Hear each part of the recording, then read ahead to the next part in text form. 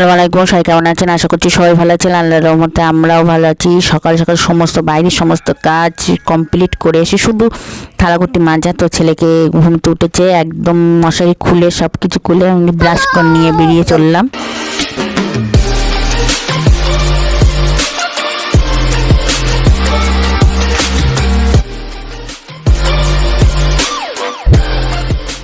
চুলো নেপেছি, উঠোন ঝাড় দেওয়া কমপ্লিট, শুধু থালাকুচি মাজা ব্রাশ করা এটাই বাকি নাই।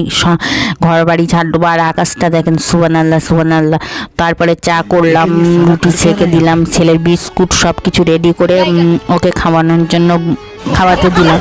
আমরা সবাই চা কমপ্লিট করে অনেকেই সকালবেলা আমরা যে ফজরের নামাজের পরে ঘুমিতে উঠে সেখান থেকে আর রেস্ট পাইনি, সেটা আর কেউ দেখতে পাই না। কিন্তু সকাল সকাল কাজ করা হয়ে গেছে, সকাল সকাল রান্না করা হয়ে গেছে, কিন্তু আমি যে সকাল সকাল উঠে সব কিছু কাজ করি সেটা দেখতে পাই না। ভিডিও করি, ও সারাদিন কী করে, বসে বসে থাকে, ভিডিওই করে, আর কোনো কিছুই করে না। কিন্তু সকাল থেকে যে সংসারের যাবতীয় কাজ, একটা যে সংসারের কাজ করে সেই জানে। আর এইদিকে ছেলের পড়ানো কমপ্লিট করলাম, তারপরে সকালে আবার নাস্তা করলাম, রুটি করলাম, ভুজিয়া করলাম, তরকারি গরম করলাম, করে ছেলেকে খাওয়াতে গেলে কত নকশা, 1-1.5 ঘন্টা লাগে খাওয়াতে গেলে। এদিকে আবার দুপুরে রান্না বান্না সব তোড়জোড় শুরু করে দিয়েছি। এদিকে আবার ছেলেকে গুছিয়ে একদম ফিটফাট করে স্কুলের জন্য রেডি করলাম। আর এই দেখেন ফ্রিজটার অবস্থা বেহাল, একদম প্রচুর খারাপ।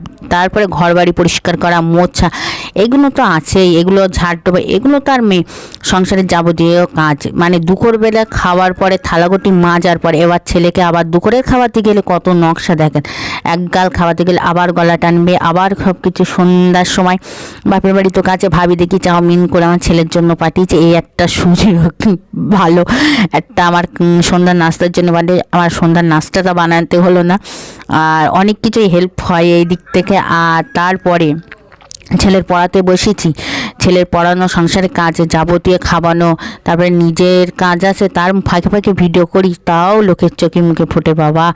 কিন্তু কেন ভালো কাজ করলেও কোনো নাম নেই, খারাপ কাজ করে। যে আমি দেখছি দুনিয়াটাই এমন, যারা খারাপ কাজ করে তারাই ভালো, আর যারা ভালো কাজ করে তারাই খারাপ। তো ওর পড়াতে গেলে একদম এক গাছের মাথায় পা, এখানে পা ওখানে পা, পড়াতে গেলে দুষ্টু।